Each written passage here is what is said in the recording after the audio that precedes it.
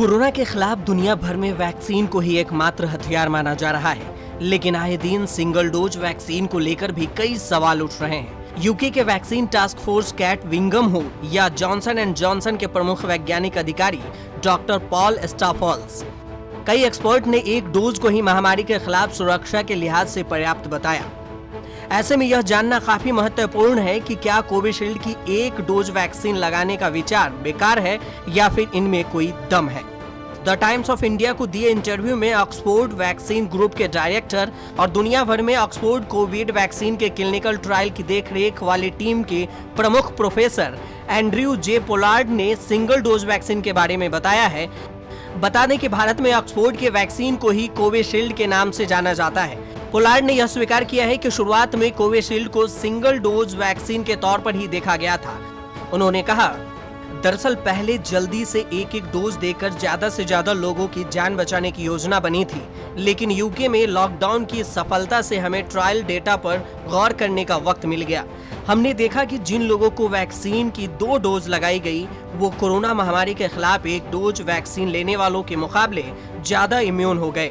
Covishield के clinical trial में पता चला कि इसकी एक डोज भी काफी कारगर है और जनवरी के बाद हुए टीकाकरण के उपलब्ध आंकड़ों से भी इसकी पुष्टि होती है। लेकिन अब यह सवाल है कि सिंगल डोज के आइडिया के पीछे का क्या कारण था। वैक्सीन की एक डोज दिए जाने के विचार के पीछे एक और बड़ा कोविशील्ड जैसी वैक्सीन वायरल वेक्टर भी एक डोज में ही पर्याप्त इम्यूनिटी दे रही है। जॉनसन एंड जॉनसन हो और स्पुतनिक लाइट जैसी 1 शॉट्स वैक्सीन भी कोविशील्ड की तरह ही है।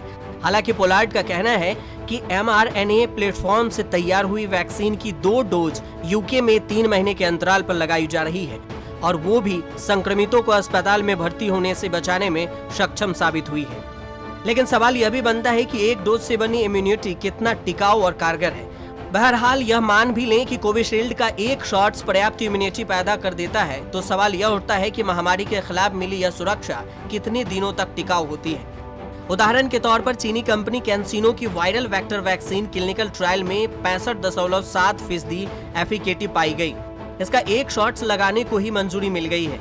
जॉनसन एंड जॉनसन के वैक्सीन का एफिकेसी रेट भी करीब करीब यही है। हालांकि मैक्सिको से आई एक हालिया रिपोर्ट से पता चला है कि वायरल वेक्टर वैक्सीन के एक शॉट से तैयार हुई इम्यूनिटी 6 महीने के बाद बहुत तेजी से कम होने लगती है। इस कारण दूसरा शॉट्स लगाने की भी जरूरत पड़ रही है। तो वहीं स्पुतनिक वैक्सीन बनाने वाली रूस की कंपनी के डायरेक्टर एलेक्जेंडर गिट्सबर्ग ने जनवरी में कहा, स्पुतनिक वी भी एक डोज से कोविड के खिलाफ 3 से 4 महीने तक सुरक्षा दे सकती है। स्पुतनिक वी की तरह ही स्पुतनिक लाइट भी काम करती है। तो वहीं पोलार्ड का कहना है कि वैसे तो कोविशील्ड की एक डोज से तैयार हुई इम्यूनिटी कितनी अवधि तक टिकती है इसका कोई स्पष्ट आंकड़ा तो नहीं है, लेकिन इतना जरूर है कि 3 महीने तक तो इम्यूनिटी बरकरार रहती है। इसका मतलब यह कतई नहीं है कि 3 महीने के बाद इम्यूनिटी नहीं रहती।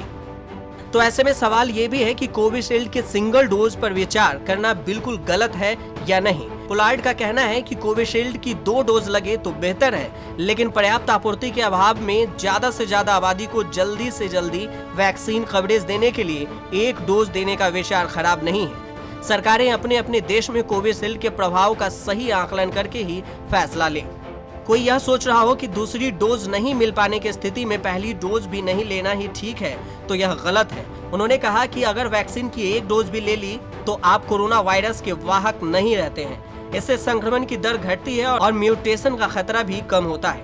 बता दें कि कुछ दिन पहले भारत में कोविशील्ड की एक डोज ही दिए जाने के बाद चली तो ट्विटर पे हंगामा बरप गया था। अगले ही दिन नीति आयोग के सदस्य डॉक्टर वीके पॉल को इसके बारे में जानकारी देनी पड़ी थी और उन्होंने कहा था, कोविशील्ड की डोज के शेड्यूल में कोई परिवर्तन नहीं किया गया है, आगे भी 2 डोज ही दी जाएगी।